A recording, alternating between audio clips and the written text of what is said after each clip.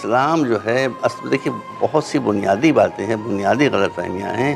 اسلام لا الہ الا اللہ محمد رسول اللہ کہہ دینے کا نام نہیں ہے، اسلام ایک کردار کا نام ہے۔ اگر آپ یا میں مسلمان ہو بھی گیا، دیکھیے سب میں قرآن کی روشنی میں کہہ رہا ہوں، جہاں آپ کو شبہ میں آیت پڑھ دوں گا جی مثلاً ہمارے یہاں مسلمان کون ہے جس نے لا الہ الا اللہ محمد رسول اللہ کہہ لیا، مسلمان ہو گیا، داڑھی رکھ لی، مسلمان ہو گیا، نماز پڑھنے لگی اور پکا مسلمان ہو گیا۔ مگر قرآن کیا کہتا ہے؟ قرآن کہتا ہے سورۃ القلم میں کہ فَنَجْعَلُ الْمُسْلِمِينَ كَالْمُجْرِمِينَ، دو راستوں میں سے ایک راستہ اختیار کر لو، اگر تم کرمنل ہوگے تو مسلمان نہیں ہوگا، مسلمان تو کرائم کو چھوڑنا پڑے گا۔ اچھا جی یہ جیسے قرآن کی آیت ہے۔ دوسری جگہ پر اشارہ ہوتا ہے کہ افمن کان مؤمنا کمن کان فاسقا، جو مومن ہوگا وہ فاسق و بدکار نہیں ہوگا، جو فاسق و بدکار وہ مومن نہیں ہوگا۔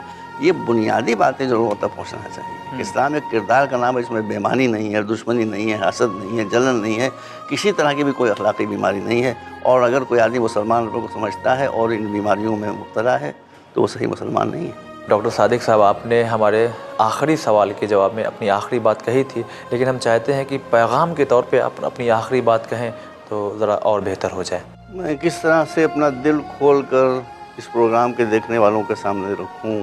خود رسول نے فرمایا کہ الجہل اصل کل شر، جتنی برائیاں ہیں، جتنی مصیبتیں ہیں، وہ ایک جڑ سے پیدا ہوتی ہیں جس کا نام ہے جہالت۔ والعلم اصل کل خیر، اور جتنی اچھائیاں ہیں، نعمتیں اللہ کی، وہ سب علم سے ملتی ہیں۔ یہاں مصیبت یہ ہو گئی ہے کہ مسلمانوں نے اپنے کردار میں جہالت کو پرائرٹی دی ہے اور علم کو بالکل بھول گئے ہیں۔ اس کی وجہ سے مسئلے سمجھنے اور مسئلوں کو سمجھانے کی صلاحیتیں کھو بیٹھے ہیں۔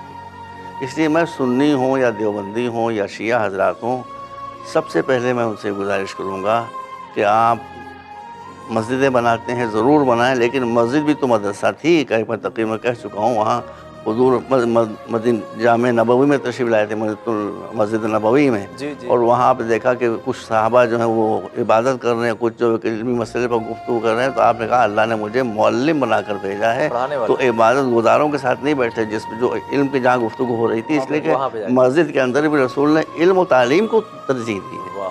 تو یہ سب باتیں ہیں۔ ہم اس مختصر گفتگو کیا کریں؟ اگر ہم رسول کی سیرت کو، قرآن کی آیتوں کو اپنے سامنے رکھیں گے تو اسلام کے جو نظریات ہیں وہ کھل کر بالکل ہمارے سامنے آ جائیں گے۔